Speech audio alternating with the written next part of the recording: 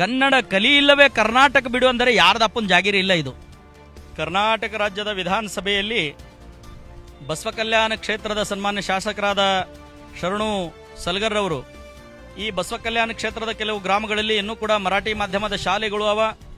ಆ ಮರಾಠಿ ಮಾಧ್ಯಮದ ಶಾಲೆಗಳು ಕನ್ನಡ ಮಾಧ್ಯಮದಲ್ಲಿ ಪರಿವರ್ತನೆಗೊಂಡು ಅಲ್ಲಿ ಕನ್ನಡ ಮಾಧ್ಯಮ ಸ್ಕೂಲ್ ಪ್ರಾರಂಭಿಸಬೇಕು ಅಂತ ದನಿಯನ್ನು ಎತ್ತಿದ್ದಾರೆ. ಕನ್ನಡ ಮಾಧ್ಯಮದ ಶಾಲೆಗಳು ಪ್ರಾರಂಭಿಸಲಿಕ್ಕೆ ನಮ್ಮ ವಿರೋಧ ಇಲ್ಲ. ನಾವು ಕೂಡ ಕನ್ನಡ ಪ್ರೇಮಿಗಳು, ನಮಗೂ ಕೂಡ ಕನ್ನಡದ ತೀರಾ ಅಭಿಮಾನ ಇದೆ. ಆದರೆ ನಮ್ಮ ಮಾತೃಭಾಷೆ ಮರಾಠಿ ಇದೆ, ನಮ್ಮ ಸಂಸ್ಕೃತಿ ಮರಾಠಿ ಇದೆ. ಅದಕ್ಕಾಗಿ ನಮ್ಮ ಮರಾಠಿ ಶಾಲೆಯಲ್ಲಿ ಕನ್ನಡ ಮಾಧ್ಯಮದ ಶಿಕ್ಷಕರು ಸರಿಯಾಗಿ ರೀತಿಯಲ್ಲಿ ಒದಗಿಸಿಕೊಡಿ.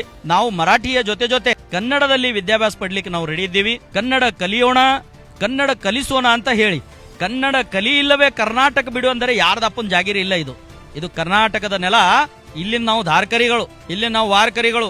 ಇಲ್ಲಿ ಛತ್ರಪತಿ ಶಿವಾಜಿ ಮಹಾರಾಜರವರ ಪೂಜ್ಯಪಾದ ತಂದೆ ಛತ್ರಪತಿ ಶಹಾಜಿ ಮಹಾರಾಜರವರ ಸಮಾಧಿ ಕೂಡ ಇದೆ.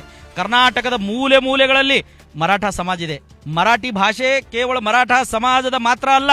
ಮರಾಠ, ಸಾಳಿ, ಮಾಳಿ, ಕೋಳಿ, ಫುಲಾರಿ, ವಂಜಾರಿ, ಹಟ್ಕರ್, ಬಂಡಗರ್, ತೇಲಿ, ಗೋಸಾವಿ, ದೀನ್, ದಲಿತ್, ಉಪೇಕ್ಷಿತ್, ಮಾತಂಗ್, ಮಾದಿಗ ಎಲ್ಲಾ ಸಮಾಜದವರು ಮರಾಠಿ ಭಾಷೆಯಲ್ಲಿ ಮಾತಾಡ್ತಾರೆ. ಅವರಿಗೂ ಕೂಡ ಮರಾಠಿ ಭಾಷೆಯ ಬಗ್ಗೆ ಅಭಿಮಾನ ಇದೆ. ಮಕ್ಕಳು ಕೂಡ ಮರಾಠಿ ಭಾಷೆಯ ಶಾಲೆಗಳಲ್ಲಿ ಓದ್ತಾರೆ.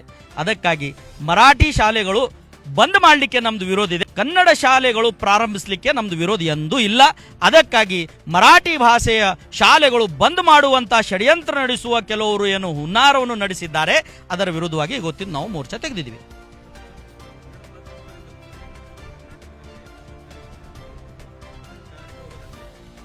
ಬಹಳಷ್ಟು ಗ್ರಾಮದಲ್ಲಿ ಹೋಗಿ ಕನ್ನಡ ಮಾಧ್ಯಮದವರು ಕೂಡ ಆಂಗ್ಲ ಮಾಧ್ಯಮದ ಶಾಲೆಗಳಲ್ಲಿ ಹೋಗ್ತಾ ಇದ್ದಾರೆ.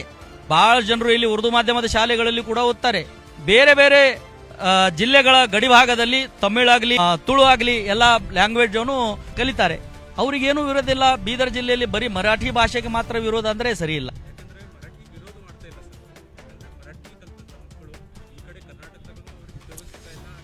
ಯಾರು ಇಲ್ಲ, ಅವ್ರಿಗೆ ಮರಾಠಿ ಕಲ್ತವ್ರು ಯಾರಿಗ ಉದ್ಯೋಗ ಇಲ್ಲ.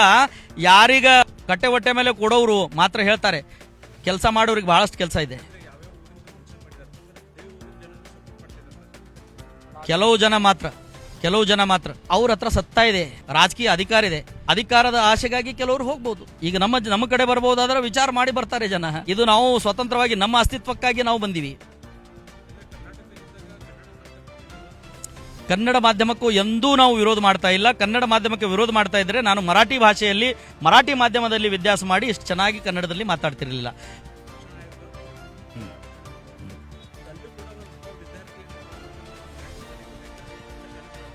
ಆ ವಿದ್ಯಾರ್ಥಿಯ ಸ್ವಂತ ಇಚ್ಛೆ ಇದೆ. ಬಹಳಷ್ಟು ವಿದ್ಯಾರ್ಥಿಗಳ ಸ್ವಂತ ಇಚ್ಛೆ ಇದೆ. ಈಗನೂ ಸ್ಟ್ರೆಂತ್ ಇದೆ.